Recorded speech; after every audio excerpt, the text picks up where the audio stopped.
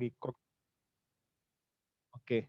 Sebelum kita masuk ke pembahasan apa itu termometer frekuensi Gauss dan apa aplikasinya, seperti biasa teman-teman ya, saya akan membuka dengan pertanyaan. Nah, teman-teman sudah hafal ini ya. Di sebelah kiri ini ada 2 buah gambar. Nah, kira-kira menurut teman-teman, silakan tebak saja ya. Ini itu gambar apa begitu? Silakan bagi yang ingin berpendapat. Bisa open mic teman-teman.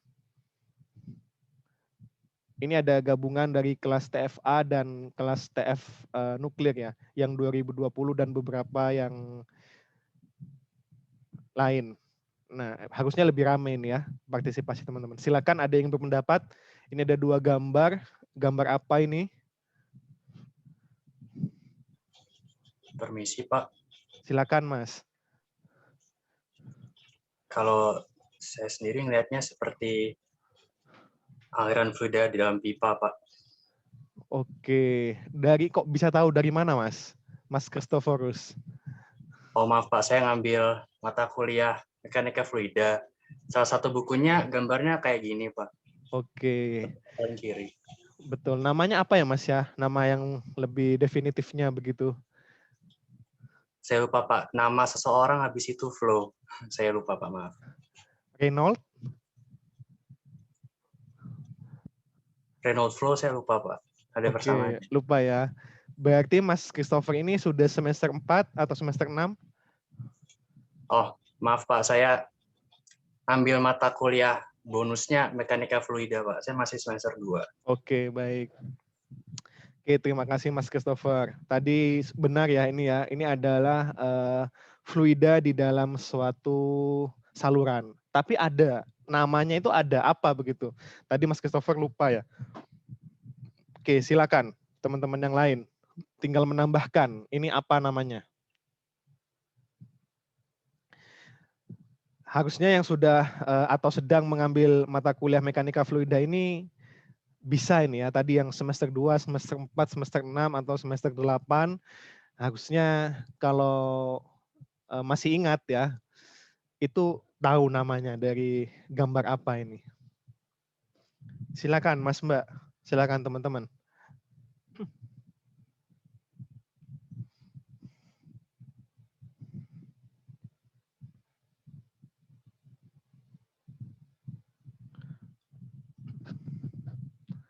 Yang semester 6 ini harusnya ini bisa ini ya.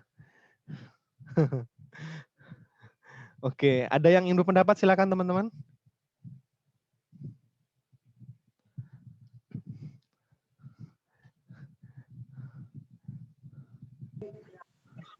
Oke, silakan. Tadi ada yang open mic. Apa baru join ya? Maaf Pak, baru join. Oke, baik, terima kasih atas konfirmasinya Mas Darmawan. Oke, nah saya berikan clue lagi ya. Sebagaimana tadi saya katakan dan tadi Mas Christophorus jelaskan ya, bahwa ini dipelajari teman-teman ya di mata kuliah mekanika fluida ya. Nah, dan sebagai informasi, saya adalah anggota tim kurikulum teknik fisika yang menyusun kurikulum teknik fisika 2021. Nah, kurikulum ini nantinya menggantikan kurikulum 2016. Nah, pada kurikulum baru tersebut, mekanika fluida itu diletakkan di semester 2, teman-teman ya. Dari yang sebelumnya diletakkan di semester 4. Nah, jadi nanti kalau teman-teman ngulang, itu akan ngulang bersama mahasiswa baru ya. Nah, makanya jangan sampai ngulang ya. Nah, tapi kalaupun ngulang ya nggak apa-apa gitu ya. Bisa lebih memperdalam ilmunya. Saya pun mengulang beberapa mata kuliah ya, dan tidak ada dosa ya dalam mengulang mata kuliah ya. Oke. Mungkin bertanya-tanya teman, kenapa kok digeser ke semester 2 dari awalnya semester 4? Ya karena mekanika fluida ini mata kuliah dasar begitu ya, yang mendasari mata kuliah lainnya. Nah, itulah mengapa kemudian diletakkan di semester 2. Oke, kita kembali ke gambar. Ada yang sudah pede ingin berpendapat? Kira-kira ini gambar apa ya? Silakan. Jangan takut salah teman-teman ya. Tadi kalau teman-teman nonton videonya yang saya share, kita harus memiliki growth mindset ya, mindset berkembang ya. Dan salah satu mindset berkembang itu tidak takut salah ya.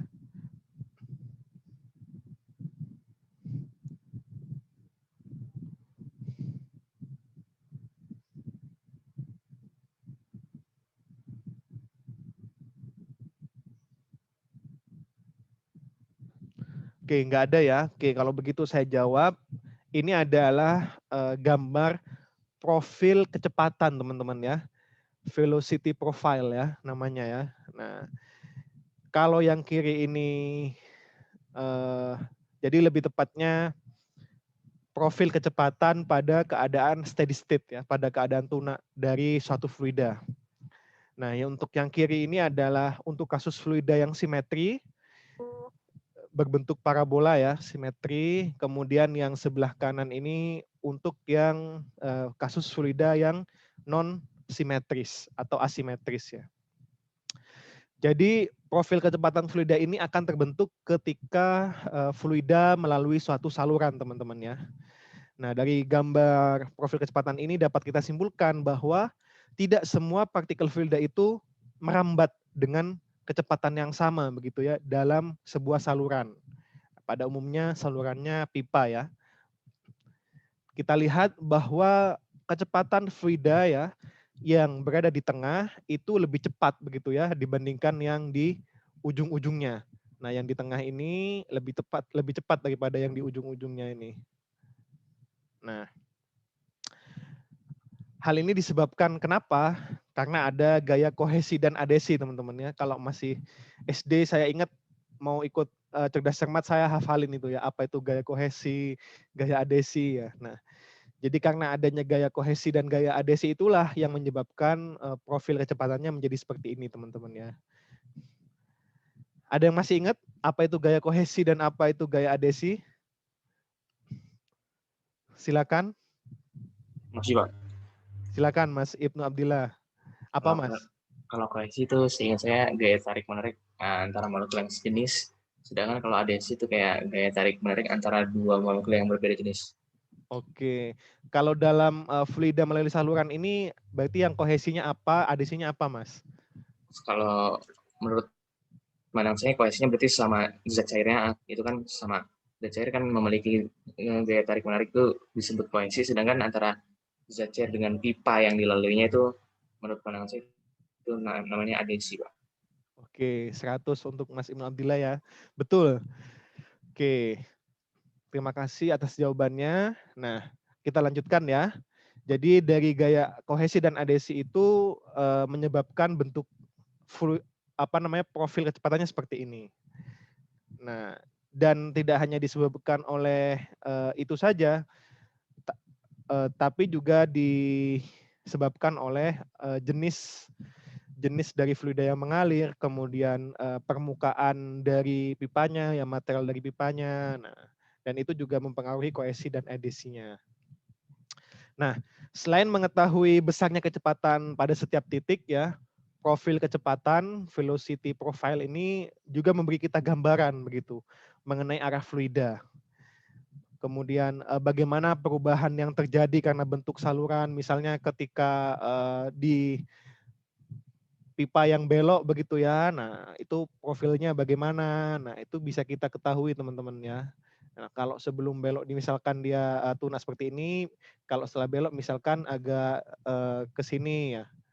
Nah, agak menonjol yang sebelah atas misalkan ya. Nah, dan lain sebagainya.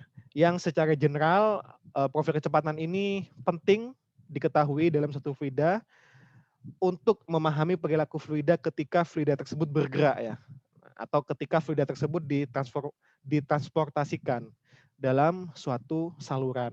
Nah, bisa berupa pipa macam-macam ya, bisa berupa pipa yang sangat kecil ya, pipa kapiler dan lain sebagainya. Kemudian apa kaitannya begitu ya antara profil kecepatan ini dengan teorema divergensi Gauss?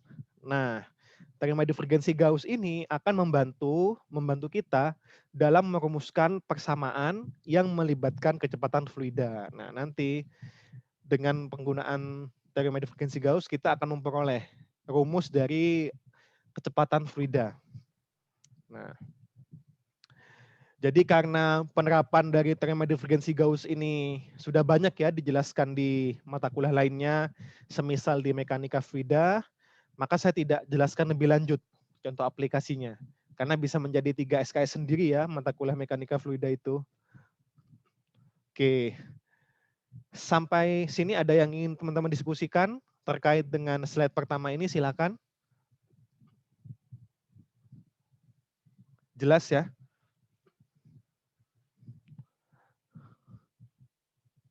Oke, jelas ya. Oke, sekarang kita akan lanjut kepada pencetus dari teorema divergensi Gauss. Sesuai Oke. Sesuai namanya ya, teorema ini dicetuskan oleh Carl Friedrich Gauss. Nah, ini foto Pak Gauss ini di sebelah kiri ini ya. Nah, Pak Gauss ini juga dijuluki sebagai pangeran matematika, teman-teman ya, atau Prince of Mathematician. Nah, jadi keren ya julukannya ya, Prince of Mathematician.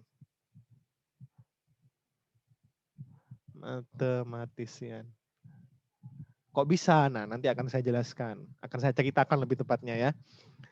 Nah, biasanya Google yang memperingati ulang tahun Pak Gauss ini di tanggal 30 April. Nah, menjadikan Pak Gauss ini sebagai doodle ya, Google Doodle. Nah, kemudian sama seperti minggu lalu, saya juga merangkum beberapa fakta, teman-teman, fakta yang menarik ya, tentang kehidupan Pak Gauss.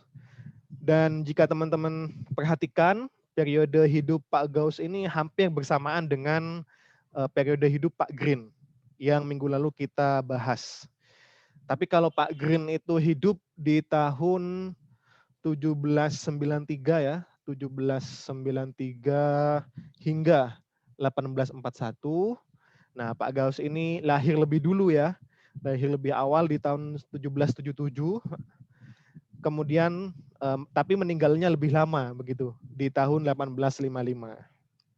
Dan ketika saya baca dalam biografi Gauss maupun Green ya, itu tidak diceritakan teman-teman apakah mereka pernah bertemu atau tidak.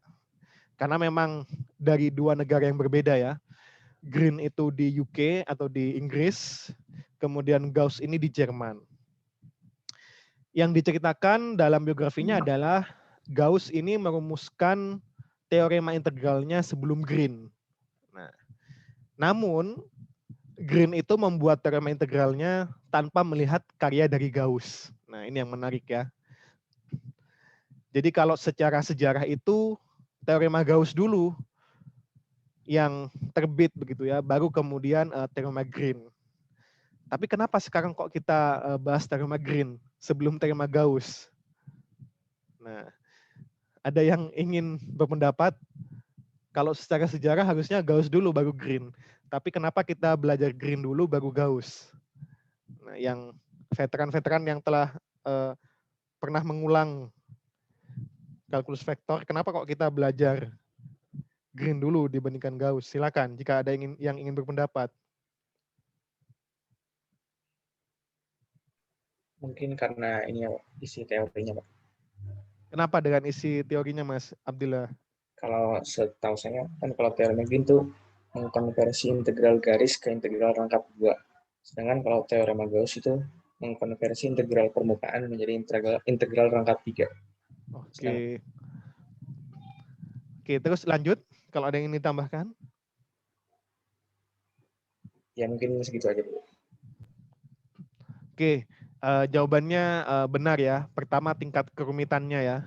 Karena memang lebih rumit teorema Gauss ya dibandingkan teorema Green. Sebagaimana yang tadi Mas Abdillah jelaskan ya. Tapi selain itu karena kita ikut alur pembahasan di buku Kreyszig ya. Karena di buku Kreyszig itu dibahasnya Green dulu baru Gauss ya. Nah di beberapa buku yang lain itu ada yang Gauss dulu, Stokes, baru kemudian Green terakhir. Karena Green ini rumit ya.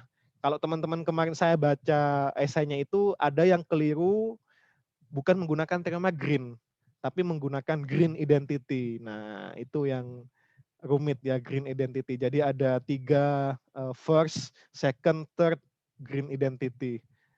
Nah, dan beberapa ilmuwan itu menggunakan istilah Green theorem juga. Tapi berbeda yang dimaksud green theorem oleh matematikawan dengan green identity ya. Dua rumusan yang berbeda. Nah, tapi nggak apa-apa ya kalau yang sudah esainya seperti itu. Oke, nah kita lanjutkan ke fakta-faktanya ya. Fakta yang pertama adalah yang menarik, nah ini, Pak Gauss ini lahir dari orang tua kelas pekerja yang miskin. Ini dituliskan di biografinya ya. Ayahnya itu seorang tukang batu dan ibunya ini putri seorang tukang batu. Nah, jadi sama-sama dari keluarga tukang batu ya. Karena dari keluarga yang kurang mampu juga, ibunya itu buta huruf teman-teman. Dan tidak pernah mencatat tanggal kelahiran Gauss. Jadi Ibunda Gauss itu mengatakan bahwa Gauss itu lahir pada hari Rabu, 39 hari setelah Hari Raya Paskah. Nah, kayak teman-teman ya, misalkan lahir terus dikasih tahu sama orang tuanya kapan, kamu lahirnya itu hari Senin, 10 hari setelah Lebaran gitu ya. Nah, tahu tahunnya begitu ya, di tahun ini begitu. Dan yang menarik ya, sama seperti Lebaran ya, Hari Raya Paskah ini berbeda-beda tiap tahunnya ya, bergantung pada fenomena astronomis yang disebut equinox vernal. Nah, atau fenomena ketika matahari melintas tepat di atas khatulistiwa. Jadi yang teman-teman yang Kristiani itu beda-beda tiap tahunnya menyelenggarakan Hari Paskah. Nah, berbeda dengan Natal yang fix ya 25 Desember. Nah, kalau Paskah ini berbeda-beda. Itu tadi, nunggu fenomena astronomisnya terjadi. Kemudian kok bisa tahu begitu ya pertanyaannya, kok bisa tahu ini Gauss itu lahir pada tanggal tertentu. Nah, Gauss ini lahir di 30 April. Ya Gauss sendiri yang menghitung begitu ya, dia memecahkan tanggal kelahiran dia sendiri ketika berusia 20 tahun. Nah, jadi Gauss ini membuat satu rumus untuk menghitung tanggal Hari Raya Paskah di tahun-tahun lalu maupun tahun yang akan datang. Nah, jadi kalau teman-teman yang Kristiani ingin tahu, misalkan Hari Raya Paskah di tahun 2045 itu jatuh di tanggal berapa ya? Nah, itu bisa menggunakan rumus Gauss. Ada rumusnya banyak di internet. Nah, kemudian dari fakta pertama ini lagi-lagi memberikan hikmah kepada kita ya, bahwa anak dari orang tua yang kurang mampu itu hendaknya jangan minder ya, hendaknya jangan rendah diri. Sering saya mendengar celetukan ya, si A itu sukses karena orang tuanya kaya. Si B itu berhasil dalam pekerjaan karena orang tuanya itu orang dalam perusahaan dan lain sebagainya. Nah, itu mindset yang salah ya. Buktinya banyak tokoh sukses itu justru berasal dari keluarga kurang mampu. Nah, misalkan ini kita bahas Gauss ya. Kemudian minggu lalu juga Green ya, anak seorang tukang roti. Nah, menurut saya justru kondisi kurang mampu itulah yang harusnya lebih memotivasi kesuksesan sang anak ya. Misal memotivasi untuk sukses. Jadi anak yang kurang mampu itu harus lebih termotivasi. Saya akan mengubah nasib keluarga, misalnya seperti itu ya. Wah, itu dijamin. Kalau ada di antara kalian yang punya motivasi tersebut, kuliahnya itu akan sungguh-sungguh dan semangat begitu ya, dan akan menjalani hidup dengan sebenar-benarnya hidup begitu ya. Karena teman-teman akan mengubah nasib keluarga. Oke, kita lanjut nomor 2 ya. Fakta yang kedua adalah Gauss kecil adalah anak yang ajaib. Nah, ketika 3 tahun mengkoreksi kesalahan matematika yang dibuat oleh ayahnya, dan ketika 7 tahun menyelesaikan persamaan deret aritmatika tercepat di kelasnya. Ini menarik ya. Jadi berbeda dengan Green yang kecerdasannya baru terasah di usia 30-an tahun ya. Gauss ini telah muncul kecerdasannya dari saat masih kanak-kanak, dari 3 tahun ya. Bahkan ada beberapa yang menyebutkan ketika masih balita begitu ya. Nah, cuman saya mengambil kok kayaknya nggak masuk akal ya, masih balita ya. Kemudian menunjukkan kemampuan matematika. Karena saya juga punya anak ya. Jadi saya mengambil yang dari 3 tahun saja. Nah, mungkin teman-teman ada yang pernah mendengar kisah seorang anak kecil yang bisa menjumlahkan 1 sampai 100 dengan sangat cepat. 1 tambah 2 tambah 3 tambah 4 tambah sampai 100, tapi ada seorang anak kecil yang bisa menyelesaikan itu dengan sangat cepat. Nah, itu adalah kisah Gauss, teman-teman ya. Jadi alih-alih menjumlahkan secara manual 1 tambah 2 tambah 3 tambah 4 hingga 100, Nah, Gauss itu menggunakan metode seperti metode deret aritmatika. Nah, Sn sama dengan N/2 dalam kurung A tambah UN. Nah, jadi sangat cepat ngitungnya, tinggal masukkan N-nya berapa, A-nya berapa, UN-nya berapa, ketemu jumlahnya ya. Nah, ini adalah fakta yang kedua yang menarik. Kemudian yang ketiga, fakta ketiga adalah Gauss menerbitkan karya ilmiah pertamanya pada usia 21 tahun. Nah, ini seusia teman-teman ya. Judulnya adalah Disquisitiones Arithmaticatiae. Nah, ini dan karya ini membentuk bidang baru dalam matematika ya.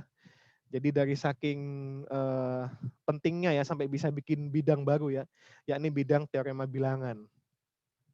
Kalau minggu lalu kan Green menerbitkan karyanya di usia 35 tahun ya yang pertama ya. Nah, ini Pak Gauss ini di usia 21 tahun. Nah, teman-teman kapan begitu akan menerbitkan karya ilmiahnya? Kalau dulu karya ilmiah ya, kalau sekarang istilahnya paper. Nah, jadi kapan teman-teman akan menerbitkan paper ya? Kalau saya sendiri, saya pertama kali menerbitkan paper itu di tahun kedua kuliah ya, tahun 2012, 9 tahun yang lalu ya. Jadi saya mahasiswa baru S1 itu 2011 ya teman-teman ya. Nah, 9 tahun yang lalu saya menerbitkan karya ilmiah tentang baterai litium, kemudian diikutkan di konferensi internasional di India. Waktu itu nggak berangkat karena kurang dana ya, tapi papernya bisa masuk di proceedingnya begitu. Oke, itu fakta yang ketiga. Kemudian fakta yang keempat, nah ini, penemuan-penemuan besar dalam bidang matematika dicetuskan Gauss ketika berkuliah, teman-teman ya. Gauss ini menyelesaikan kuliahnya di dua universitas ternama di Jerman. Pertama di Braunschweig University of Technology selama 3 tahun, kemudian di Universitas Göttingen. Nah, ini universitas terkenal dari Jerman ya. Dari tahun 1795 hingga 1798, 3 tahun. Jadi luar biasa ya performanya ya. Lulus S1 2 kali, 3 tahun waktunya ya. Nah, kalau yang Green kemarin 5 tahun ya. Nah, barulah kemudian 15 tahun setelah Gauss lulus, nah Gauss ini merumuskan teorema divergensi Gauss pada tahun 1813. Nah, inilah yang kita pelajari sekarang teman-teman ya. Jadi kita akan mempelajari karya 208 tahun yang lalu ya. Nah, kemudian fakta yang terakhir, nah ini yang juga menarik menurut saya. Ketika meninggal otak Gauss ini diawetkan teman-teman ya dan diteliti. Jadi utuh otaknya itu diambil teman-teman ya. Tengkoraknya dibolongi, kemudian otaknya itu diambil, diawetkan, kemudian diteliti. Dan ketika ditimbang, ternyata massa otak Gauss itu sebesar 1492 gram ya. Lebih besar massanya daripada rata-rata otak manusia yang pada umumnya 1300 hingga 1400 gram. Jadi bersama dengan otak-otak orang jenius lainnya ya, otak Gauss ini disimpan di Institute of Ethics and History of Medicine di Jerman begitu ya. Nah, berbicara tentang otak ya, yang cukup tragis itu otaknya Einstein ya. Einstein itu otaknya dicuri teman-teman ya, dicuri oleh dokternya ketika meninggal. Nah, padahal Einstein sendiri itu nggak mau gitu otaknya itu diawetkan, nggak mau otaknya itu dipelajari. Tapi dokternya ini ya melanggar etika, bahkan dokternya itu diberhentikan ya setelah mencuri otak Einstein. Nah, oke, ini adalah 5 fakta menarik dari pencetus teorema divergensi Gauss. Selanjutnya, nah ini teman-teman, ini karya Gauss yang membahas tentang divergensi ya. Jadi ada 8 halaman, judulnya adalah, itu ada di kiri atas itu ya. Judulnya adalah Theoria Attractionis Corporum Sphaeroidicorum Ellipticorum Homogeneorum Methodo Nova Tractata ya. Nah, judulnya sangat susah ya, berbahasa Latin, tapi isinya bahasa Jerman ya. Nah, kita lihat ada banyak cacing di sini ya, ada maksudnya integral ya. Nah, ada integral lengkap 2 dan banyak penurunannya ya. Ini di karya ilmiah Gauss di tahun 1818 teman-teman ya. Dan karya Gauss ini ada sangat banyak begitu ya. Makanya penyebutannya itu bukan seperti teorema-teorema lainnya, misalkan teorema Green ya, atau teorema Stokes ya. Karena kalau Gauss ini harus ada kata divergensinya dari saking banyaknya karya-karyanya ya. Nah, karya-karya Gauss itu di bidang fisika misalkan di elektromagnetika ya, optika, astronomi dan lain sebagainya. Di optika misalkan ya ada istilahnya optika Gaussian. Kemudian ada berkas Gaussian dan lain sebagainya. Di elektromagnetika, nah kita mengenal adanya hukum Gauss. Nah, ada yang masih ingat teman-teman bunyi hukum Gauss itu gimana? Ini dipelajari di SMA ya, hukum Gauss. Gauss Law. Sama ya satu orangnya itu ya, Carl Friedrich Gauss itu ya. Ada yang masih ingat bunyinya gimana? Hukum Gauss? Silakan. Saya ngajar kalkulus vektor tapi bakalan banyak fisikanya ya, karena memang S3 saya fisika ya. Oke. Dan juga kalau matematika doang itu kayaknya hambar gitu kalau nggak dikaitkan dengan fisika ya. Makanya harus disangkut pautkan dengan fenomena fisika. Oke, itu ada dari Mas Samuel Andrew ya. Flux listrik bersih yang melewati permukaan tertutup. Bisa open mic, Mas? Kok Kompas Google, Pak? Oh, Kompas Google. Oke. Baik. Oke. Nah, saya jawab ya. Jadi ada bahasa yang lebih sederhana daripada Kompas Google ya. Jadi hukum Gauss itu adalah hukum yang menentukan besarnya flux. Dalam hal ini adalah flux listrik yang menembus suatu permukaan tertutup. Nah, jadi besarnya flux ya yang menembus suatu permukaan tertutup. Nah, misalkan ada selubung bola ini permukaan, kemudian besarnya flux yang menembus permukaan itu besarnya itu sama atau sebanding dengan total muatan listrik yang dilingkupi oleh bola tersebut. Nah, karena flux itu berasal dari muatan listrik itu. Nah, jadi itu adalah bunyi dari hukum Gauss. Jadi besarnya flux listrik yang menembus suatu permukaan tertutup sebanding dengan total muatan listrik yang dilingkupi oleh permukaan tersebut. Nah, kemudian kita kembali ke teorema divergensi Gauss ya. Sebagaimana tadi saya jelaskan, kita belajar teori 208 tahun yang lalu ya. Nah, gimana? Sudah siap teman-teman untuk belajar teorema divergensi Gauss? Silakan disiapkan ballpoint dan juga alat tulis lainnya ya, kertas dan lain sebagainya. Oke, kita lanjut. Kita sekarang akan masuk ke bentuk formal dari divergensi Gauss ya. Nah, ini dia. Jadi secara definisi, teorema divergensi Gauss atau disebut juga teorema Ostrogatsky ya. Sebagaimana tadi dijelaskan di awal, jadi ada banyak nama ya untuk teorema divergensi Gauss. Itu adalah teorema yang berkaitan dengan transformasi integral yang mengandung flux ya ke integral yang mengandung divergensi. Jadi integral yang ada fluxnya ke integral yang ada divergensinya. Atau sebaliknya. Nah, kemudian kita perlu mengingat kembali bahwa tujuan dari transformasi sendiri itu untuk ada dua ya.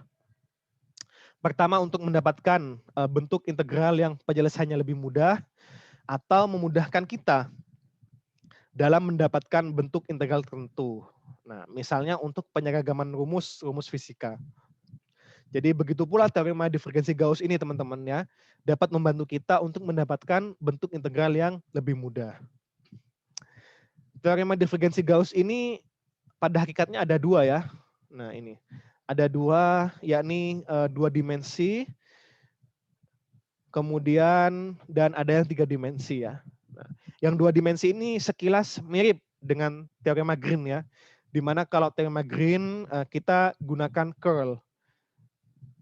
Jadi kalau pada teorema divergensi Gauss kita gunakan divergensi, kan kalau Green kemarin kita gunakan curl ya. Nah, atau curl F ya. Nah, persamaan dari divergensi Gauss dua dimensi ini menggambarkan hubungan antara fluks bidang ya, fluks bidang dengan divergensi vektor di bidang tersebut. Nah, kalau teorema Green yang kita bahas minggu lalu itu kan tentang luasan yang dibentuk oleh suatu vektor yang melingkar ya, atau di jalur tertutup. Nah, kalau di sini adalah vektor yang menembus teman-teman ya, menembus suatu bidang atau disebut fluks istilahnya ya. Dan medan vektor yang menembus bidang tersebut itu nilainya akan sebanding dengan divergensi medan vektor di bidang tersebut. Nah, mungkin masih bingung ya. Nah, kita akan lanjutkan di bentuk divergensi Gauss 3 dimensi. Karena memang di buku Kreyszig itu yang dibahas itu adalah yang 3 dimensi, teman-teman ya. Dan sama, di sini kita juga akan fokus pada teorema divergensi Gauss 3 dimensi. Jadi yang 2 dimensi ini hanya wawasan saja bagi teman-teman ya, bahwa divergensi Gauss ini ada 2 dimensi. Tapi yang akan kita bahas ini yang 3 dimensi, teman-teman ya. Karena kalau di 2 dimensi kita sudah memiliki teorema Green ya. Nah, oke. Pada divergensi Gauss 3 dimensi ini, integral rangka 3 ya, tadi sebagaimana dijelaskan oleh siapa tadi, Abdillah atau Christopher ya. Nah, integral rangka 3 dengan batas V ya, kemudian divergensi F dV, itu akan sama dengan integral permukaan nah, dengan batas S, F dot N dA. Nah, dengan syarat permukaannya adalah permukaan yang tertutup. Ini jelas ya, karena berkaitan dengan volume, dan volume itu berkaitan dengan permukaan yang tertutup. Jadi secara fisis, teorema divergensi Gauss 3 dimensi ini, atau di selanjutnya disebut dengan teorema divergensi Gauss saja, itu menghubungkan antara suatu sumber medan vektor ya, ini adalah sumber medan vektor divergensi ini, sumbernya itu menghasilkan vektor yang divergen ya, yang menyebar ke segala arah, dengan flux ya atau aliran medan vektor yang menembus suatu permukaan. Nah, mungkin teman-teman bingung ya, maksudnya gimana? Nah, ini dia visualisasinya ya. Sebentar saya coba play. Ini harusnya bisa di play ya. Saya ubah pointernya. Nah, ini. Oke. Nah, ini. Jadi visualisasinya seperti ini teman-teman ya. Sebentar, ada coretannya, saya hapus ya. Nah, jadi ada bangun ruang ya, bangun ruang yang berwarna merah ini. Dan bangun ruang ini memiliki volume ya. Memiliki volume. Kok nggak jalan lagi videonya? Sebentar saya ubah pointer.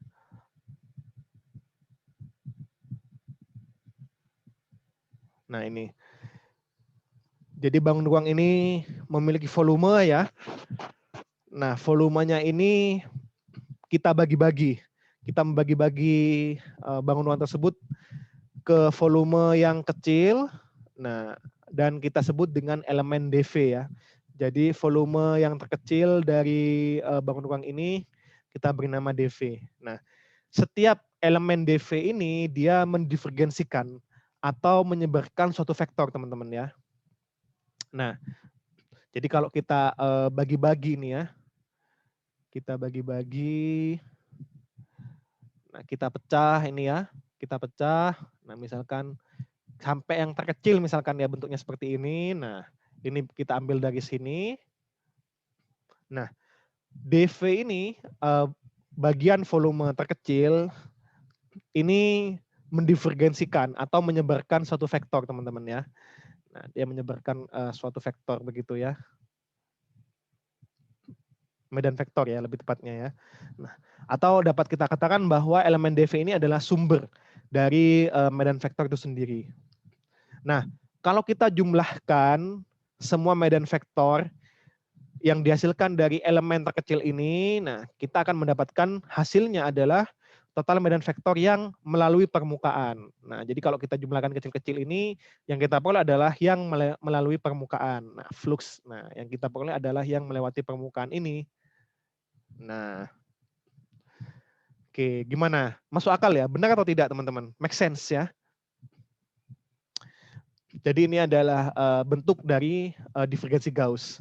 Jadi saya ulangi lagi, jika kita jumlahkan semua medan vektor yang dihasilkan oleh elemen volume dari bangun ruang yang berwarna merah ini, maka kita akan mendapatkan hasilnya adalah total medan vektor yang menembus permukaan volume atau disebut dengan flux. Nah, gimana? Sampai sini ada yang masih belum paham? Silakan, bisa disampaikan teman-teman.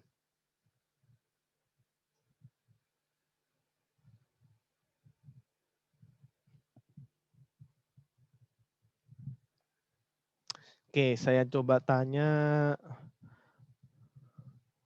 Fadila Fandi. Paham nggak sampai sini atau ada pertanyaan? Silakan. Masih paham, Pak. Paham ya Mbak ya? Oke, terima kasih Mbak. Selanjutnya Mas Jefferson Simanjunta. Paham tidak sampai sejauh ini atau ada pertanyaan? Silakan. Halo Mas Jefferson.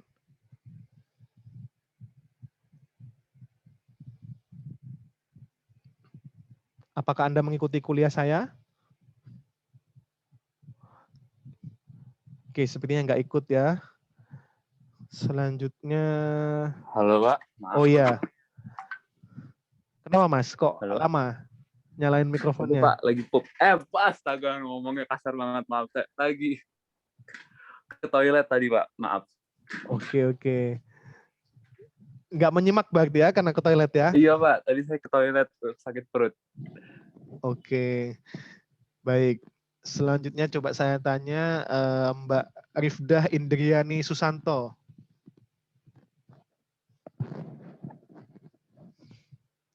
Paham tidak Mbak?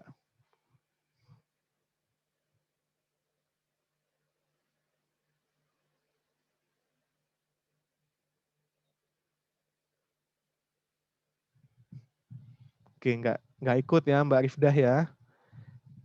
Oke, ini sekaligus ngabsen ini. Selanjutnya Mas Lias Ferdi, Mas atau Mbak ini ya. Sampai sejauh ini masih paham. Oke, gimana Mas? Sampai sejauh ini masih paham, Pak. Masih paham ya? Ada pertanyaan? Belum, Pak. Belum ya, oke. Jadi silakan teman-teman kalau ada yang ditanyakan. Tidak ada ya? Kalau tidak ada kita lanjutkan ya. Nah, kalau kita spesifikkan ya pada yang tadi yang 3 dimensi, maka definisinya baru tadi seperti yang Mas Abdillah tadi jelaskan di awal ya. Jadi teorema divergensi Gauss itu adalah transformasi dari integral rangkap 3. Nah ini transformasi dari integral rangkap 3 ke integral permukaan atau sebaliknya pada permukaan yang tertutup. Nah, jadi kalau kita bandingkan di atasnya ya dengan teorema Green, jelas ya perbedaannya, sangat jelas perbedaannya ya. Nah, kemudian ini adalah persamaan matematisnya ya. Jadi ada integral rangkap 3, kemudian divergensi F, dV, kemudian ada integral permukaan F dot N, kemudian ini adalah kemudian luasannya dA ya. Nah. Oke, kalau teman-teman paham ya, kita masuk ke contoh soal. Oke, ini latihan soal yang pertama. Jadi sebuah bola logam dengan jari-jari 2 cm berada dalam daerah dengan pengaruh medan elektromagnetik. Hitunglah flux medan elektromagnetik yang melalui permukaan bola jika persamaan fluksnya memenuhi persamaan. Nah ini integral rangkap S 7xi min zk dot NdA. Nah, keterangan satuan flux berada dalam sistem CGS. Jadi nggak perlu ada konversi teman-teman ya. Oke, silakan teman-teman selesaikan. Ini diselesaikannya dengan integral permukaan yang telah kita bahas di pertemuan ke-10. Saya beri waktu 5 menit untuk mengerjakan. Silakan.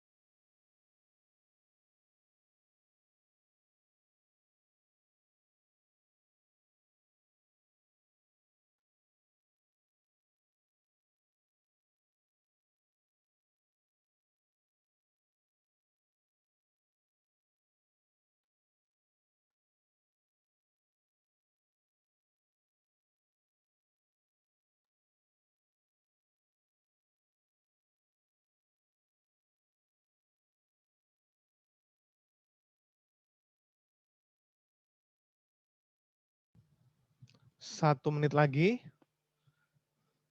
Yang sudah ketemu jawabannya bisa share di kolom komentar ya. Berapa jawabannya?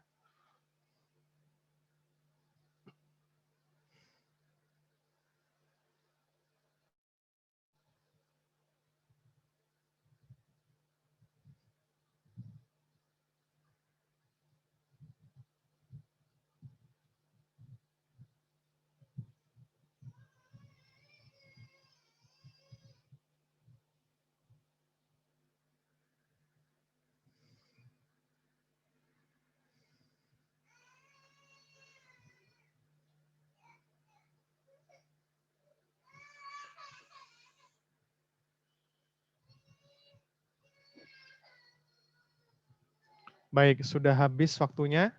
Belum ada yang ketemu jawabannya? Coba saya tanyakan. Mas Mulat Kahanan, sudah sampai mana Mas jawabannya? Baru mengingat-ingat ini Pak, menghitung-hitung. Belum selesai. Oke, belum selesai. Ini kan materi kuis kemarin ya. Salah satunya adalah integral permukaan ya. Oke, kalau begitu saya tambahkan waktu lagi 3 menit ya. Nah, saya berikan teman-teman tambahan waktu 3 menit. Silakan.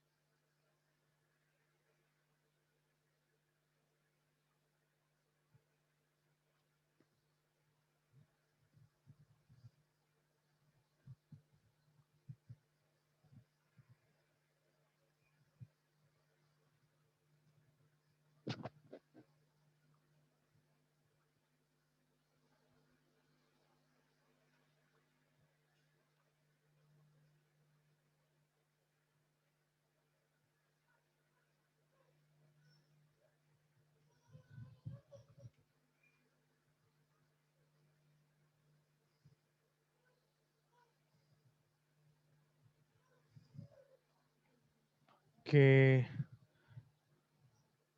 64P.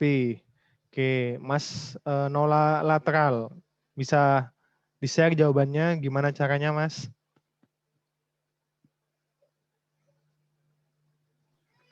Maaf Pak, nggak bisa share screen. Oh, sorry Mbak ya. Oke. Jelaskan gimana step-stepnya, Mbak. Oh ya, yang pertama itu dicari dulu divergensi dari F. Nah, itu tuh sama dengan divergensi. Jangan pakai diferensi dulu, Mbak. Pakai integral permukaan dulu. Oh, pakai yang Pakai yang pakai NDU-DV ya, Pak? betul, pakai NDU-DV dulu. Oke, tapi nggak apa-apa ya. Oke, itu dengan divergensi berarti 64Pi ya, Mbak ya? Iya, Pak, ketemunya 64Pi. Oke. Baik, terima kasih Mbak Nola. Yang sudah mendapatkan menggunakan integral permukaan? Ada? Oke, kan tadi instruksi saya ini ya, coba diselesaikan dulu menggunakan integral permukaan yang telah kita bahas di pertemuan ke-10. Oke, kalau begitu kita bahas ya soalnya ya, jawabannya ya. Nah ini, jadi bola ya, bola itu berarti persamaan parametriknya ini, X kuadrat, tambah Y kuadrat, tambah Z kuadrat, kemudian tambahkan R kuadrat. Nah jari-jarinya 2, berarti 2 kuadrat adalah 4 teman-teman ya. Nah, kemudian kalau bola X-nya itu adalah ini, R cos V cos U, kemudian Y-nya ini, R cos V sin U, dan Z-nya ini, R sin V. Nah, masukkan R-nya sama dengan 2, ketemu ini ya. Nah, kemudian RU-nya berarti ini diturunkan terhadap U ya, ketemu ini ya. Min 2 cos V sin U ya, cos diturunkan menjadi min sin U ya. Nah, begitu juga yang suku-suku berikutnya. Nah, ini tidak mengandung U, maka dia 0 ya, sin V ya. Kemudian RV-nya adalah diturunkan terhadap V berarti ya. Nah, sama, berarti ketemu ini, min 2 sin V cos U, dan seterusnya. Kemudian dikroskan, antara ini, RU dan RV dikroskan ya, sebagaimana telah kita pelajari di pertemuan ke-10. Nah, ketemulah ini ya, dengan cross ya. 4 cos kuadrat V cos U, 4 cos kuadrat V sin U, 4 cos V sin V ya. Nah, barulah kemudian Fs-nya ini. Nah, Fs-nya ini adalah 7X, maka X-nya ini diganti dengan 2 cos V cos U. Nah, 7 dikalikan 2 adalah 14. 14 cos V cos U. Kemudian J-nya 0 ya, karena persamaan awalnya nggak ada J-nya. I dan K saja. Nah, K-nya ini. K-nya adalah Z, Z-nya adalah 2 sin V, masukkan begini. Kemudian didotkan ya. Ada yang belum dapat, silakan. Oke, nggak ada ya. Nah, kemudian ini didotkan. Fs dengan N-nya didotkan ya. Ini didotkan dengan ini, 14 kali 4 menjadi 56 ya. Ini cos pangkat 3V, cos kuadrat U, kemudian min 8 cos V ya, cos V sin kuadrat V. Nah, inilah kemudian yang kita integral permukaan ya. Nah, inilah kemudian yang kita masukkan dalam integral. Nah, kalau bola dia batas UV-nya, U-nya itu dari 0 hingga 2pi ya, sebagaimana digambar ini ya. 0 hingga 2pi melingkar seluruh lingkaran, dan V-nya itu dari min 90 hingga 90 derajat. Nah, ini menjadi batas-batasnya ya. Ya sudah, tinggal kita integralkan. Oke, nah kita integralkan 56 cos pangkat 3V pertama terhadap DU ya. Nah, maka yang mengandung U ini ya. Nah, maka kita integralkan cos kuadrat U. Nah, jadi cos kuadrat U itu kan berawal dari cos 2U ya. Cos 2U itu kan sama dengan cos kuadrat U min sin kuadrat U. Nah, kemudian yang sinnya diganti ke cos ya. Cos kuadrat U min. Ini adalah 1 min cos kuadrat U. Ini adalah cos 2U. Kemudian ini adalah 2 cos kuadrat U min 1 cos 2U. Nah, maka bisa kita dapatkan ini cos kuadrat U-nya ya. Jadi cos kuadrat U itu sama dengan setengah ya. Setengah 1 plus cos 2U. Nah, persis sama ya. Setengah 1 plus cos 2U. Nah, ini kita misalkan. Nah, oke, nah ini nggak usah ya, nggak usah ada pemisalan ya, karena ini bisa langsung diintegralkan ya. Cos 2U diintegralkan menjadi 1/4 sin 2U, kemudian setengahnya diintegralkan menjadi setengah U. Nah, kemudian dimasukkan antara 2pi sampai 0. Ketemulah pi. Nah, ini yang cos kuadrat U-nya. Jadi ini berarti 56 cos pangkat 3V dikalikan dengan pi. Kemudian yang di dalam ini ya. Nah, 8 cos V sin kuadrat V. Nah, ini kan bisa kita selesaikan dengan pemisalan ya. Jadi U-nya itu adalah sin V ya. Nah, kemudian DU-nya adalah cos V. Ya betul. Sorry, ini nggak ada U-nya ya. Berarti ini langsung saja ini. Karena dia nggak ada U-nya, berarti dia langsung saja dikalikan 2pi ya. Nah, jadinya dia dikalikan 2pi langsung menjadi 16pi. Nah, jadi ini, nah kemudian itu yang integral terhadap U-nya. Nah, kemudian diintegralkan terhadap V. Ada 56pi cos pangkat 3V, maka kita cari yang cos pangkat 3V-nya dulu.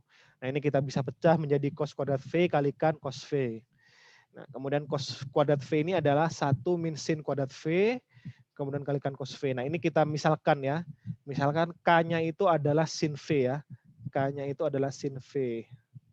Nah, maka DK-nya itu adalah cos V dV. Nah, jadi ini adalah DK. Jadi 1 min K kuadrat DK. Nah, diintegralkan gampang saja ya. 1 diintegralkan jadi K, kemudian K kuadrat diintegralkan menjadi 1/3 K pangkat 3. Barulah kemudian K-nya dimasukkan lagi. Sin V min 1/3 sin pangkat 3V. Kemudian dimasukkan batasnya dari pi/2 hingga min pi/2. Nah, dimasukkan batasnya ini ya, pi/2 hingga min pi/2 itu sin 90 ya. Sin 90 kalau kita masukkan ya, itu sin 90, kemudian dikurangi lagi sin dikurangi lagi sin minus 90 ya. Nah, ini kan sama dengan 1 min 1 kan. Nah, sin minus 90 kan min 1. Kan ini sama dengan 2. Nah, makanya ini 2 ya. Sama juga dengan sepertiga sin V ini kalau dimasukkan ya. Sepertiga 1 pangkat 3 ya. Yang pertama 1 pangkat 3 min dalam kurung ya. Kemudian min 1 pangkat 3. Juga di dalamnya 2, kalikan sepertiga menjadi 2/3. Nah,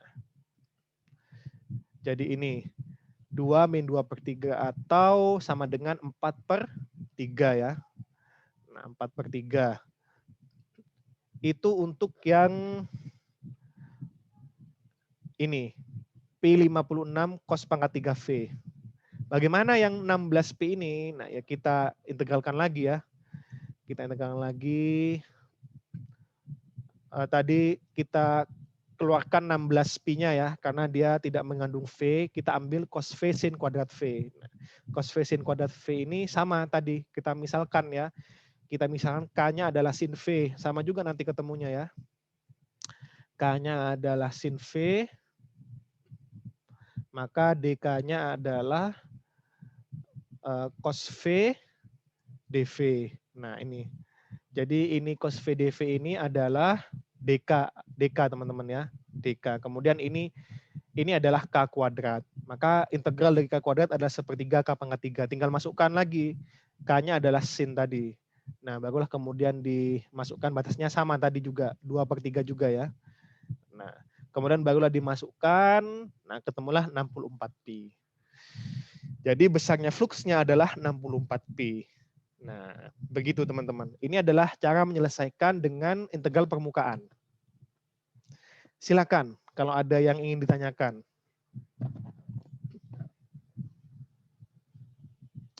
Jelas ya? Yang teman-teman perlu tahu itu persamaan matematis dari lingkaran, kemudian persamaan parametriknya, ya. Ini X, Y, Z-nya, kemudian batas-batasnya sudah, kemudian diselesaikan dengan integral. Kalau itu tadi betul, maka yang dimasukkan ke dalam integral betul. Tapi kalau yang tadi itu salah, maka meskipun integralnya betul, ya akan tetap salah ya, karena dari awalnya sudah salah. Oke. Jelas ya semuanya ya? Coba saya tanya Mbak Melisa Septia Anggra ini. Jelas Mbak? Jelas, Pak. Oke, mantap. Oke, itu kalau diselesaikan dengan integral permukaan. Bagaimana kalau diselesaikan dengan divergensi? Nah, kalau dengan divergensi cukup satu baris saja teman-teman ya. Nah, tadi kalau ada, siapa tadi yang menyelesaikan dengan divergensi? Saya, Pak. Mbak Nola ya? Oke. Nah, itu cuma satu baris saja ya kalau divergensi ya. Nah, tinggal divergensi 7X 0 min Z. Nah, ini kan divergensinya kan masih ingat ya, bahas ini sebelum UTS berarti ya, cara menghitung divergensi, curl ya. Nah, berarti kan 7X divergensinya 7. Nah, min Z divergensinya adalah min 1. Nah, berarti 6. 6. Nah, 6 itu kemudian dimasukkan. Jadi 6 itu, nah barulah integral garis dV ya. Nah, begini kan jadinya nantinya kan. 6 integral, bukan integral garis ya, integral volume dV. Nah, volume dari bola itu adalah 4/3 pi R pangkat 3 teman-teman ya. Tinggal masukkan saja. 4/3 pi kalikan 8. Nah, kalikan 6 sama dengan 64 pi. Nah, bandingkan ya. Sekarang silakan teman-teman bandingkan antara tadi kita menggunakan integral permukaan secara langsung dengan kita menggunakan divergensi Gauss ya. Dengan mentransformasikannya ke dalam bentuk divergensi. Nah, lebih mudah yang mana teman-teman kira-kira? Yang divergensi. Yang divergensi ya, jelas ya. Karena ini cukup satu baris saja ya. Nah, jadi gimana? Bermanfaat sekali kan teorema divergensi Gauss ini? Oke.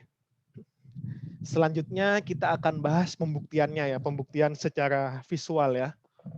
Nah, sebagaimana minggu lalu kita membahas pembuktian teorema Green, pada pertemuan ini kita akan membahas juga pembuktian dari teorema divergensi Gauss, teman-teman. Dan pembuktian ini secara visual ya, dan disebut juga dengan pembuktian informal.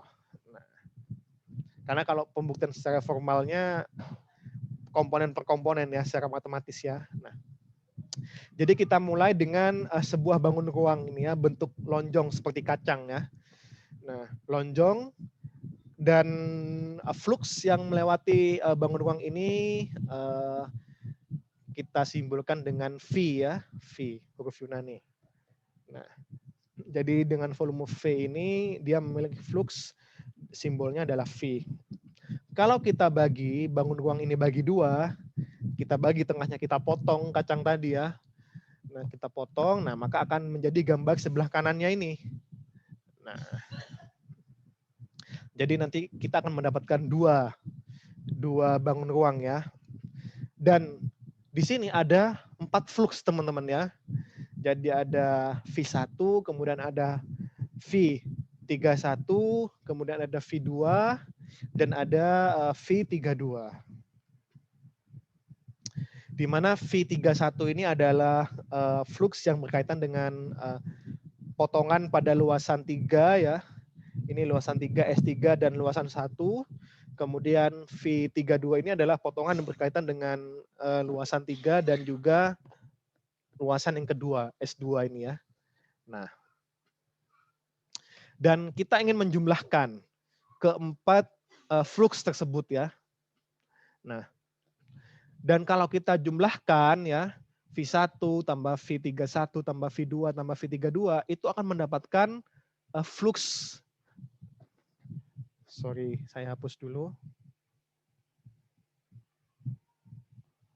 Nah, saya ulangi lagi. Kalau kita menjumlahkan ya, dari flux 1, flux 31, tambahkan flux 2, tambah flux 32, itu akan menjadi flux saja ya, seperti yang di awal.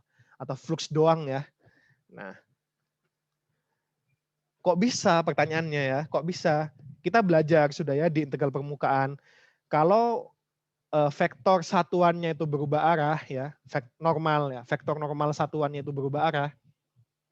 Yang 31 ini dia ke arah luar ya. Kemudian yang 32 ini ke arah dalam. Nah, maka dia akan menjadi minus teman-teman ya. Misalkan V31 ini positif ya, maka yang V32 itu akan menjadi minus. Nah, ini kita sudah pelajari di pertemuan ke-10. Kalau teman-teman masih ragu bisa buka recordingnya ya, yang sudah saya share di Google Classroom ya. Nah, jadi V32 itu sama dengan minus V31. Nah, itulah kenapa kalau dijumlahkan, ini itu akan saling meniadakan ya. V31 dan V32 akan meniadakan, jadi V1 tambah V2. V1 tambah V2 kembali lagi ke bentuk V awal ini, atau V doang ini. Nah, itu kalau dibagi 2. Selanjutnya bagaimana kalau dibagi 14 misalkan. Ini dibagi 14 ya, kita potong 14. Seperti di gambar. Nah, hasilnya ya sama ya, karena V dari permukaan yang beririsan juga akan saling meniadakan. Nah, tapi kalau teman-teman lihat secara visual, volumenya itu kan berbeda-beda. Misalkan ini daerah 1 ya, daerah 1 dengan daerah 2. Nah, ini kan berbeda-beda ya. Nah, inilah pentingnya vektor normal satuan, teman-teman ya. Vektor normal satuan. Termasuk itulah alasan mengapa integral permukaan itu menggunakan vektor normal satuan n ini ya. Nah, kenapa dia menggunakan ini? Kalau kita perhatikan di irisannya, ya n-nya itu sama besar begitu ya. Vektor luasan dari vektor normal satuannya itu sama besar ya. Baik pada bagian 1 maupun bagian 2. Tidak peduli meskipun ternyata volumenya berbeda ya. Kalau yang 2 ini kan lebih besar ya volumenya dibandingkan yang pertama. Tapi yang beririsan itu vektor nomor satuannya itu sama teman-teman ya. Nah, jadi kalau ada 2 volume berimpit dan memiliki luas penampang yang sama, maka akan saling meniadakan. Bagaimana kalau kita perkecil lagi ke elemen yang terkecil? Nah, ini disebut dengan dV. Nah, ya sama juga akan saling meniadakan. Nah, maka sigma dari keseluruhan elemen kecil tersebut adalah sama dengan flux doang ya, atau sama dengan flux ketika masih belum dipecah-pecah. Karena yang di dalamnya itu akan saling meniadakan. Nah, itulah mengapa yang terpenting itu adalah luasan S. Luasan S ya, luasan yang disimbolkan S yang menyelubungi atau menutupi bangun ruang tersebut. Nah, oke. Sampai sini ada yang ditanyakan? Bisa menyimak ya dengan baik ya. Kalau terlalu cepat atau kesulitan nanti tenang saja ada rekamannya teman-teman ya. Bisa di play kapanpun dan dimanapun. Oke, kalau tidak ada pertanyaan saya lanjutkan. Nah, mungkin timbul pertanyaan teman-teman ya. Kalau ada flux yang keluar suatu permukaan ini, suatu yang keluar kacang ini ya, yang keluar suatu volume selubung ini, nah sumber fluxnya itu dari mana begitu ya pertanyaannya. Benar ya? Kalau ada yang keluar berarti kan harusnya ada sumbernya. Nah sumbernya itu dari mana? Nah sumber fluxnya itu teman-teman itu ada di setiap elemen dV-nya itu. Nah ini sumber fluxnya itu ada pada setiap elemen dV. Sebagaimana tadi di slide yang warna merah itu loh, video yang muter-muter. Nah jadi sumber fluxnya itu ada di setiap elemen volume terkecil dV. Dan secara matematis sumber ini bentuknya divergensi ya, menyebar dia ya. Jadi kalau kan kita belajar kalau F-nya itu dia positif lebih dari 0, maka dia akan menyebar. Nah, tapi kalau F-nya itu negatif ya, nah dia akan tersedot begitu ya, akan tersedot ke satu titik. Nah, dan pada dV ini berarti titiknya ini adalah titik dV-nya ini teman-teman ya. Nah, jadi secara matematis bentuknya adalah divergensi karena ia harus menyebarkan sesuatu untuk menjadi sumber. Nah, ketika sumber dari setiap elemen volume dV ini ditotal, nah maka karena dia mengandung volume ya, karena kita ingin dV-nya mendekati 0 ya, nah maka bentuknya adalah integral rangkap 3. Karena volume ya, ada dx, dy, dan dz. Nah, jadi itulah kenapa kemudian nilainya akan sama dengan integral permukaan S F dot N dA. Nah, ini adalah pembuktian teorema divergensi Gauss secara visual. Oke, bagaimana? Ada pertanyaan teman-teman? Paham sampai sini? Coba saya tanya Mas Fandi Ilham Berliantoro. Paham nggak Mas sampai sini Mas? Cukup paham sih Pak. Cukup paham ya, oke. Saya memang menjelaskannya pelan-pelan ya. Nah, oke. Kalau teman-teman sudah paham, kita akan masuk ke aplikasinya ya. Nah ini, jadi aplikasi pertama dari divergensi Gauss, jadi sebagaimana latihan satu sebelumnya, aplikasi yang pertama adalah menjadikan perhitungan flux atau perhitungan integral permukaan ini menjadi jauh lebih ringkas dan jauh lebih mudah. Nah, secara umum, jika kita berhadapan dengan volume bangun ruang dasar ya, seperti misalnya ini ada kubus, balok, ya, tabung, bola, kerucut, nah maka akan lebih mudah kalau kita mengerjakannya dengan integral rangkap 3 yang di dalamnya ada divergensi. Dibandingkan kalau kita mengerjakan dengan integral permukaan. Nah, kita masuk ke contoh soal yang kedua. Nah ini latihan soal yang kedua. Dengan menggunakan teorema divergensi Gauss, nah baru ini ya. Jadi ini menggunakan divergensi Gauss. Kalau yang pertama tadi kan direct ya, langsung ya. Nah ini yang kedua menggunakan divergensi Gauss. Hitunglah flux medan listrik pada suatu kubus dengan panjang sisi 1 cm dan berada dalam daerah vektor medan magnet ini. Nah, coba teman-teman hitung. Ini cepat ya, harusnya satu baris saja ini ya. Saya beri waktu 3 menit teman-teman. 3 menit dimulai dari sekarang.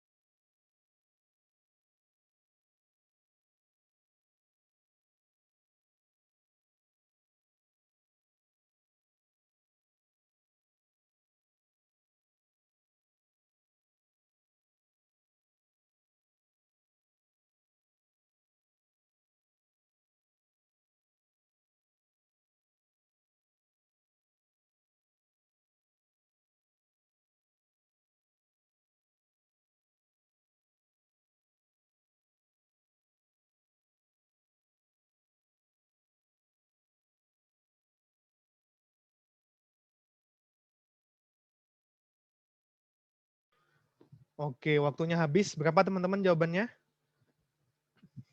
Ada yang sudah?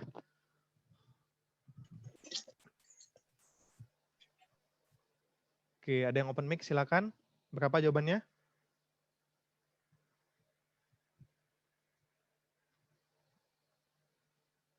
Oke, saya coba tanya Mbak Christine Room. Apa jawabannya, Mbak? Atau berapa jawabannya? Saya belum selesai, Mas. Pak. Belum selesai, baik. Yang sudah selesai? Pak, Ya, silakan Mas. kalau saya nemunya 6Y plus 4 ya Pak. 6Y plus 4, oke. Harusnya bulat ya Mas ya, karena dimasukkan nanti kan batas-batasnya. Oh iya Pak. Boleh. Oke, masih belum selesai berarti itu ya. Bulat ya nanti ketemunya ya, karena dimasukkan batas-batasnya.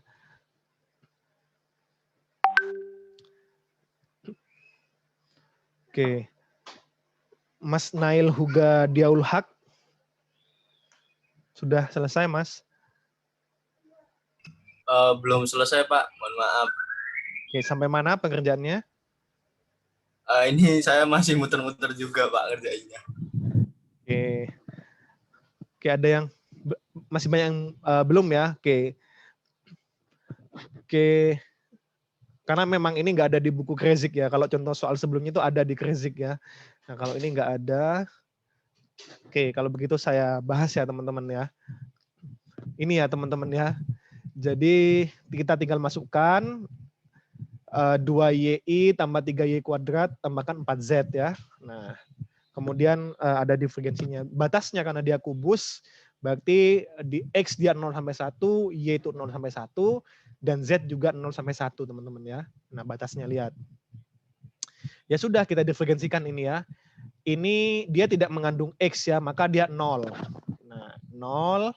Kemudian ini dia mengandung Y, berarti bisa, karena ini J ya. Ini tadi karena ini harusnya, kalau ini dia harus mengandung X teman-teman ya, kalau divergensi ya, supaya ada nilainya. Tapi karena dia tidak mengandung X, maka ini 0. Nah, kalau J ini mengandung Y ini sudah benar, berarti ini tinggal diturunkan, berarti menjadi 6Y. Kemudian yang K ini, ada Z-nya juga, berarti tinggal 4. Berarti 6Y tambah 4. Tadi benar ya, Mas ya. Oke, 6Y tambah 4 ini perlu diintegralkan 3 kali, Mas Mbak. 0 sampai 1, 0 sampai 1, 0 sampai 1. Pertama dari bisa kita pisah ya.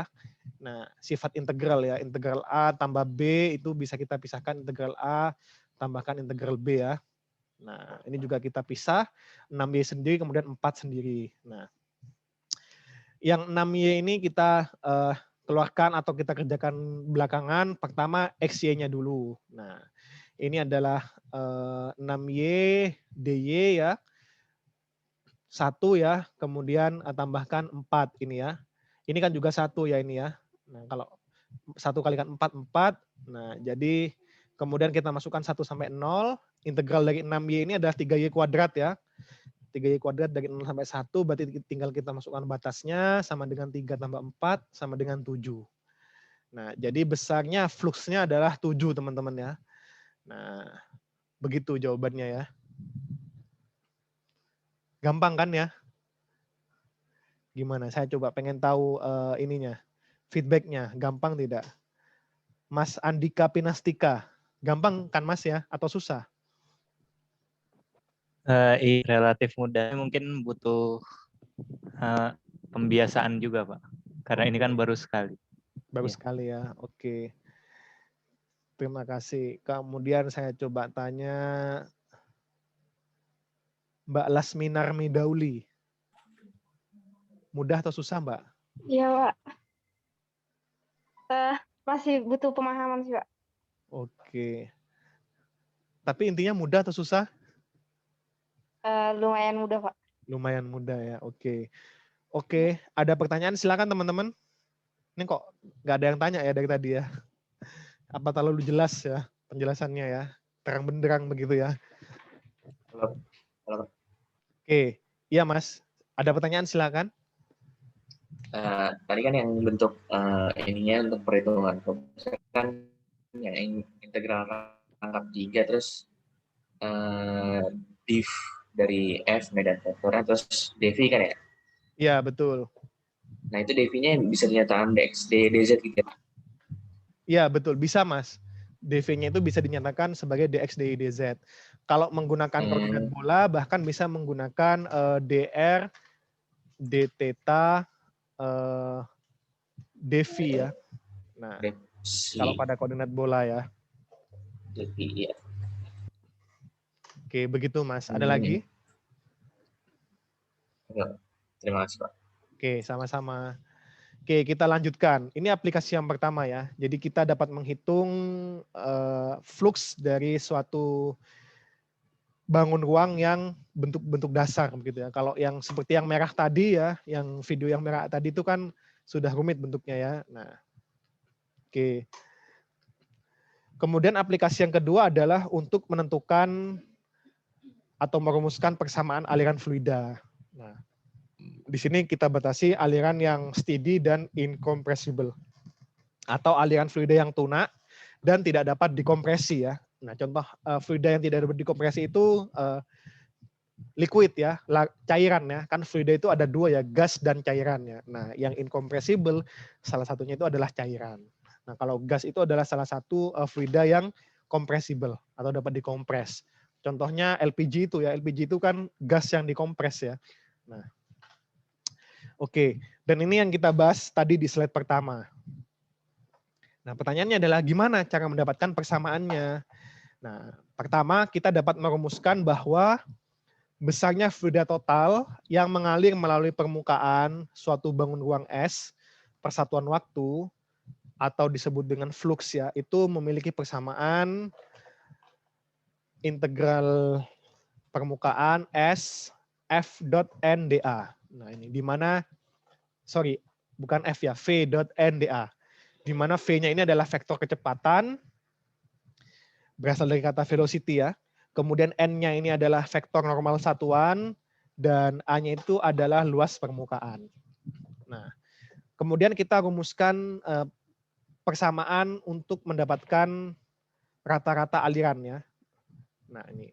Jadi kita akan menghitung persamaan flux fluida rata-rata dengan membagi persamaan sebelumnya ini dengan volume bangun ruang yang dilingkupi oleh permukaan es. Sehingga persamaannya menjadi seper V integral garis S V dot NdA. Di mana V-nya ini adalah volume yang dilingkupi oleh permukaan A. Jadi misalkan bola ya, fluidanya ini nembus bola begitu ya. Nah, maka permukaannya ini bernama A ya. Nah, kemudian di dalamnya itu ada isi volume begitu, V volumenya ya. Nah, kemudian karena fluida ini bersifat tuna ya, steady dan incompressible atau tidak terkompresi, maka jumlah fluida yang mengalir keluar itu harus memiliki suatu sumber teman-teman ya. Karena dia ada yang ngalir keluar dan dia tuna dan juga incompressible, maka di dalamnya itu harus ada sumbernya ya. Harus ada sumber dari fluidanya itu yang menyuplai fluida tersebut secara terus-menerus. Nah, ini ya. Oleh karena itu, jika nilai integral dari dua persamaan ini bukan 0, nah maka pasti ada alirannya ya. Nah, jika nilainya positif ini ya. Nah, kalau nilainya negatif, maka ada lubang yang menyedot begitu ya alirannya. Nah, hal ini sesuai dengan yang digambar ini ya, sesuai dengan definisi divergensi juga. Oke. Nah, dan pernyataan ini juga kita akan peroleh jika kita memperkecil V ini ya. Kita perkecil yang dari awalnya besar, kita perkecil sampai begini, kita perkecil sampai bentuknya titik begitu ya. Nah, dan jadilah rumusnya itu menjadi rumus divergensi teman-teman ya. Nah, ketika dia T-nya ya, bangun ruang T-nya itu sangat kecil mendekati 0, nah maka itu adalah rumus divergensi. Nah, ini adalah bentuk matematis dari divergensi sebenarnya ya. Nah, ini adalah rumus fisis dari divergensi.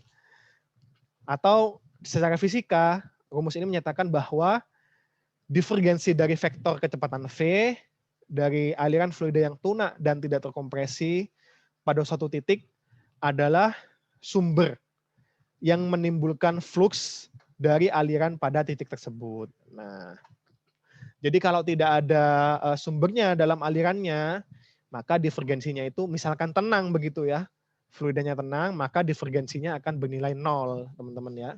Nah, kalau tidak ada sumber, maka bentuknya seperti ini. V.N dA sama dengan 0.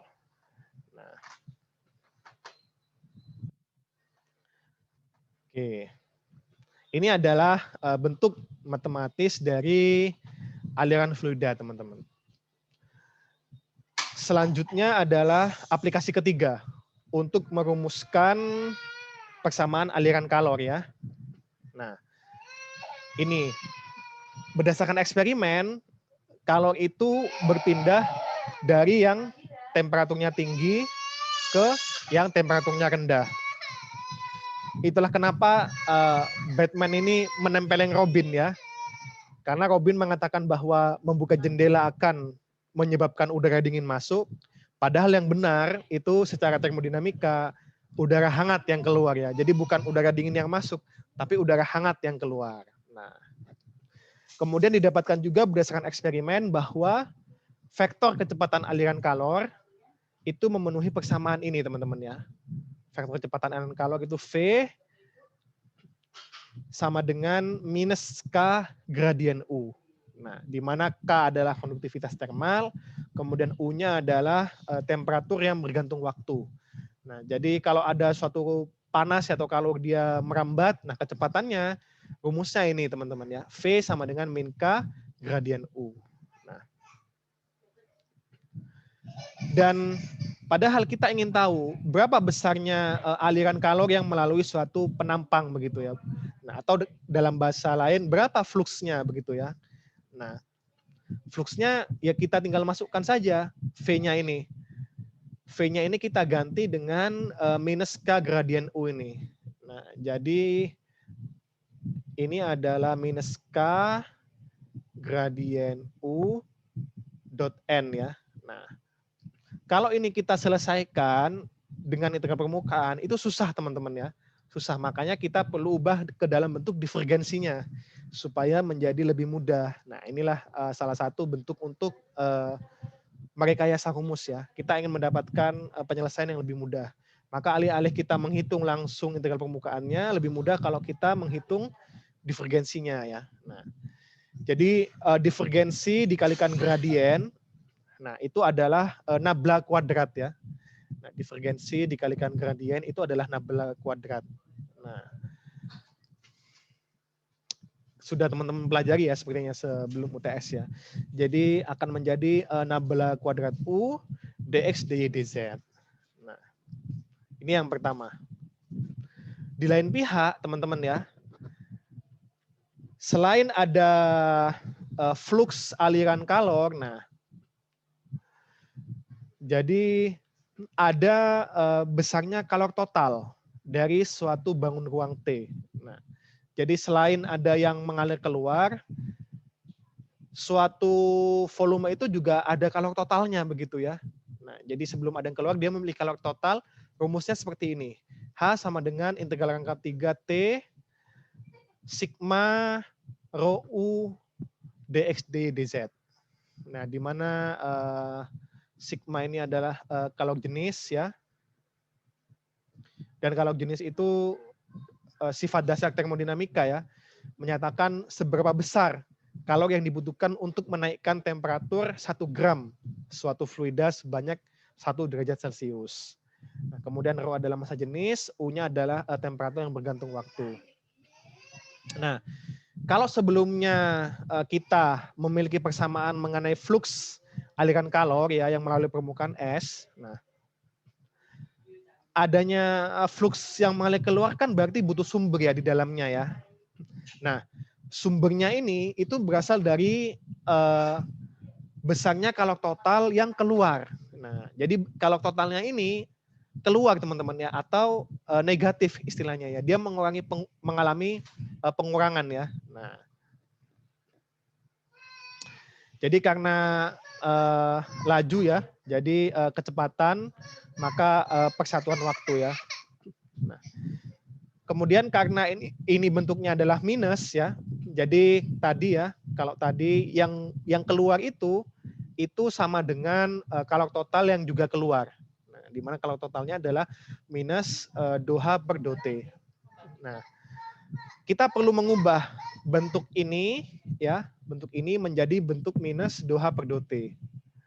Nah, maka kita perlu lakukan modifikasi ya. Nah, jadi minus DOH per DOT, maka kita berikan minus ya, kemudian kita turunkan parsial. Karena yang bergantung waktu itu hanya U, maka U saja yang ada per T-nya ya. Yang lain sigma, rho itu nggak ada teman-teman ya. Nah, maka kita dapatkan ini bentuk DOH per DOT.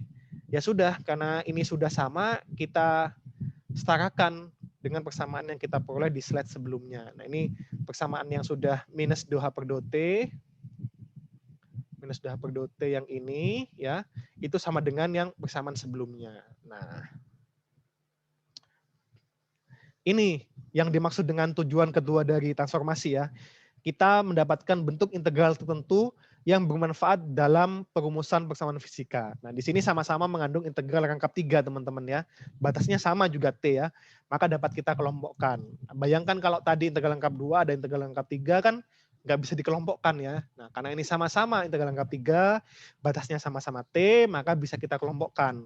Nah, ini di bawah kita kelompokkan, integral rangkap 3-nya dikeluarkan, kemudian sigma rho do U per do T minus K nabla kuadrat U dx dz sama dengan 0. Nah, karena sama dengan 0, nah maka di dalamnya itu juga akan sama dengan 0, teman-teman ya. Nah, kalau sama dengan 0, tinggal disetarakan berarti ini. Maka ini adalah du per dt sama dengan C kuadrat nabla kuadrat U. Di mana C kuadrat ini adalah K per sigma per rho. Nah, ini yang disebut dengan persamaan kalor. Nah, persamaan ini terkenal ya. Kalau teman-teman belajar perpindahan panas, perpindahan kalor dan massa ya, PPM ya. Kalau awalnya perpindahan panas dan massa, di mata kuliah baru namanya menjadi perpindahan kalor dan massa. Nah, ini adalah persamaan dari persamaan kalor ya. C-nya ini disebut juga sebagai difusivitas termal. Nah, ini adalah penerapan ketiga dari diferensi Gauss dan banyak sekali penerapan lainnya ya. Nah, oke, selesai teman-teman ya. Kita masih ada waktu 6 menit. Silakan jika ada yang bertanya atau kurang paham, dipersilakan. Pak. Ya, silakan. Untuk materinya di-share kan? Ya, ini di-share Mas nanti Mas. Betul. Materi dan juga videonya nanti akan saya share. Oke. Ada lagi? Pak, izin bertanya. Ya, silakan, Mbak. Yang kalau yang dv diubah jadi dx, dy, dz, kalau dibalik itu hasilnya sama nggak ya? Dibalik gimana maksudnya? Kan dx, dy, dz. Nah, terus kalau dibalik jadi dz, dy, dx. Oh, urutannya begitu, Mbak ya? Iya, nanti integralnya batasnya juga dibalik gitu, Pak. Sama nggak ya? Sama. Mau dibalik sebagai dz, dx, dy itu sama. Sama saja, Mbak. Contohnya yang tadi ya, contohnya ya. Nah, ini. Nah, ini kan awalnya dx, dy, dz, kemudian dibalik dx, dz, dy. Nah, hasilnya sama, Mbak. Gimana, Mbak Nola? Ada lagi? Udah, Pak. Terima kasih.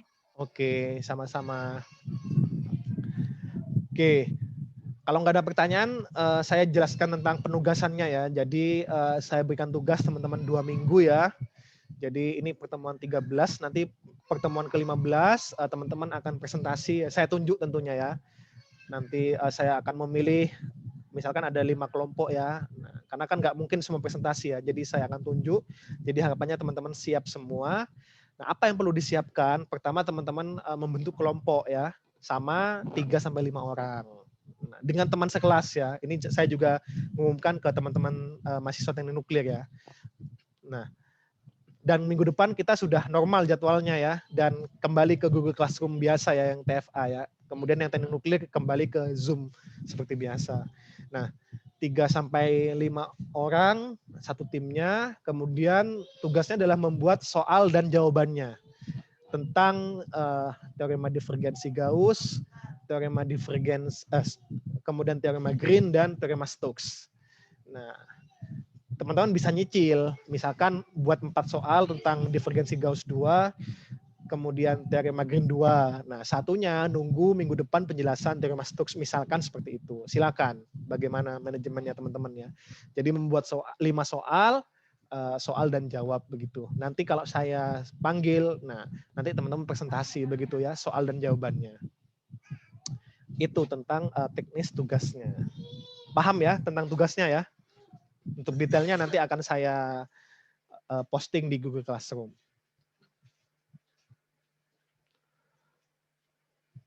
Ada pertanyaan lagi? Tidak ada? Izin bertanya, Pak. Oke, silakan Mas. Oh, berarti kelompoknya nggak boleh sama lagi kayak sebelumnya, Pak? Boleh, silakan. Saya ternyata menerima banyak komplain ya dari teman-teman ya. Saya heran ya kok kenapa ya, padahal harusnya kan lebih seru gitu ya, beda-beda kelompok ya. Silakan kalau mau sama, mau beda silakan, terserah ya. Masih banyak, Pak. Oke, sama-sama. Oke, ada lagi? Jadi teman-teman buat PowerPoint saja ya, nggak perlu makalah gitu ya. PowerPoint. Termasuk nanti PowerPoint-nya juga diunggah di Google Classroom. Oke, kalau tidak ada pertanyaan, ini karena juga waktunya sudah habis ya. Oh ya, silakan Mas. Berarti nanti, mohon maaf Pak, agak mengganggu. Berarti nanti yang dipresentasikannya tuh setiap orang kebagian atau ya, bagaimana? Satu orang satu terserah. Itu saya nilai juga kekompakan tim Mas. Jadi kalau misalkan hanya satu orang berarti kekompakan timnya rendah begitu ya. Tapi kalau satu orang jelaskan satu soal, nah kekompakan timnya berarti tinggi. Jadi nilainya itu sama seperti presentasi kalau teman-teman ikut LKTI ya. Nah, cuman ini yang dipresentasikan bukan LKTI tapi soal jawabnya. Jadi ada kekompakan tim, kemudian ada kejelasan presentasi, kemudian juga tepat waktu ya. Misalkan saya beri waktu 10 menit ya untuk 5 soal ya. Atau 15 menit ya dalam waktu 5 soal. Nah, untuk detailnya nanti akan saya posting di Google Classroom. Begitu, Mas. Baik, Pak. Terima kasih banyak, Pak. Oke, sama-sama. Ada lagi sebelum saya tutup? Oke, kalau tidak ada, ini juga alhamdulillah pas ya 5.10 waktunya kita selesai. Jadi saya tutup. Terima kasih atas kehadirannya. Semoga ilmunya bermanfaat. Wassalamualaikum warahmatullahi wabarakatuh. Waalaikumsalam warahmatullahi wabarakatuh. Terima kasih banyak Pak. Terima kasih banyak.